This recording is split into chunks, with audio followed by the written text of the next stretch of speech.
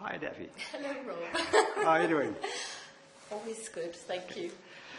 Well, we're talking about taking samples from a painting, and people may wonder how decisions were made to cut small samples from a painting. Yeah. And you are a restorer, right. And there it is where we start the process of examination on a deeper level, isn't it? Yeah, that's correct. I mean, taking samples, we have to be very, we've taken a lot of care about that because it's invasive. Even though the damage that you do is minimal, when we talk about a sample, you must imagine that if you can see the tip of a needle and half that, we take very, very minute pieces of paint from the painting, but that doesn't take away from the fact that it's invasive and we're causing damage even on a minute level.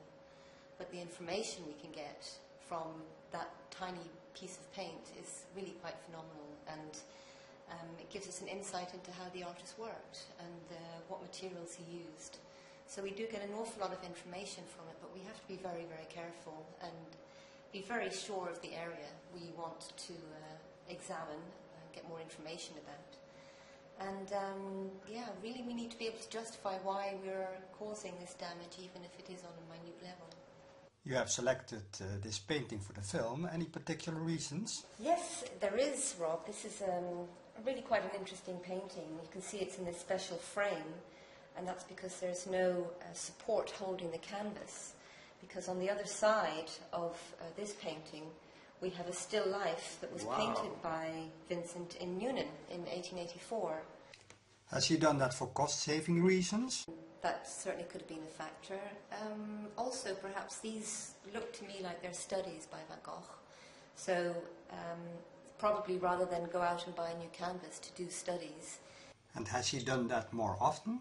Yes, he has. When he moved to Paris and was living with his brother Theo, he brought many canvases from Newnan with him, and he painted quite a few portraits and also a landscape on these Newnan canvases. We've got 5 or 6 in our collection here in the museum. Okay, back to the painting. How are you going to explore it now?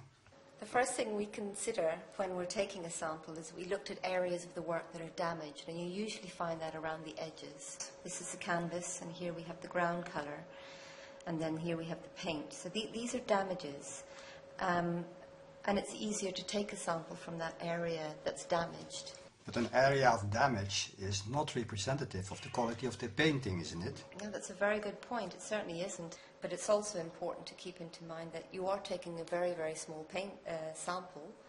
So no matter where you take that sample, it is only from that particular area and is not necessarily representative of the whole painting. It is possible in areas that might be damaged, like I pointed out here in this area where it is damaged. You've got paint loss and ground loss, so this dark brown colour you're seeing is in fact the canvas. But if you have a painting that's in pristine condition, you're going to find it very hard to take a sample because you do not want to actually cause further damage. Even if you have a painting which is flawless, I think it may pay to take a sample because you can't see really by the naked eye, you can't see the effects of the cutting a sample. And you get so much in return, also for the restorer, to keep the painting in a better condition for a long time from here. Well, that's a very good point, but in our profession there's certainly ethical issues. Other people may disagree with me on that level, but it's standard practice amongst restorers not to cause damage to an undamaged work of art. And what's very interesting about this painting as well is that it has this pink coloured ground, and that's quite curious. It's not a typical ground colour that you'd see. We'd normally see a sort of a cream or a lighter colour. So I'd like to know what's in that ground. How did he make that ground? And is it something that he made himself, or perhaps that he might have bought from a colourman shop? So that's one very interesting question that I would certainly like answered. And I suppose there are many more questions to ask? Yeah, there's many things I'd like to find out about this painting, in particular what kind of pigments Van Gogh used, what he used for the yellows, the reds, the blues, perhaps the greens, and also to look at the layer structure. Davy, how do you recognize these layered areas? Do you have sort of X-ray eyes? Well, it's a secret, but yes, I do have X-ray eyes. No, not at all. If I had X-ray eyes, I don't think I'd be sitting here right now. But what we can do, we can see an awful lot when we use high magnification and a stereo microscope.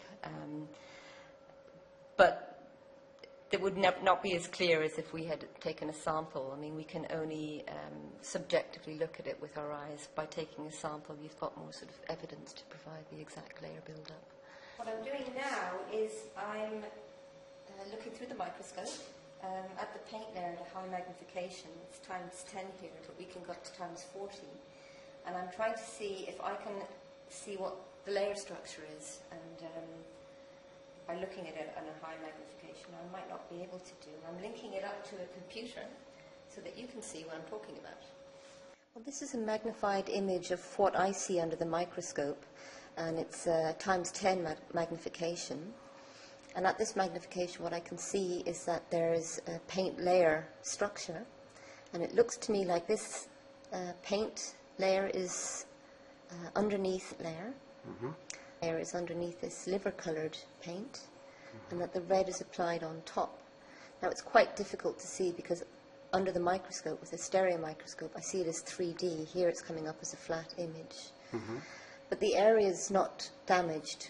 So to take a sample to get some idea about how he painted this particular area is going to be very difficult.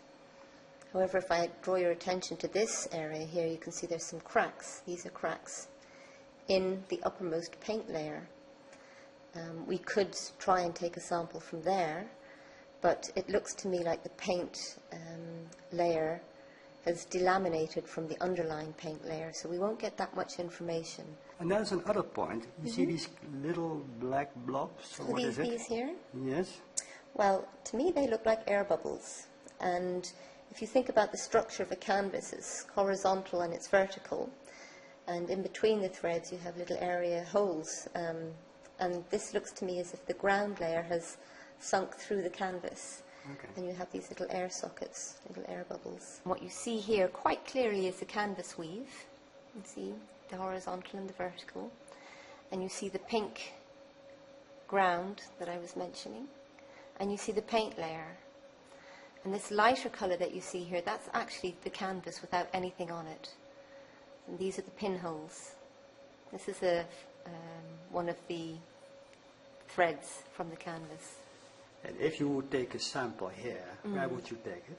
Yeah, I would probably try and get, because I'm taking a sample, rather than just take one of the ground, I might as well see if there's a damaged area that will give me more information about the paint layer as well. So I'd probably be looking at somewhere around here where I get the ground layer, this blue, and then this lighter blue colour. It would give me more information. And that's what we have to use, optimal information from the sample that we take. And that's a really important factor when you're deciding to take a sample.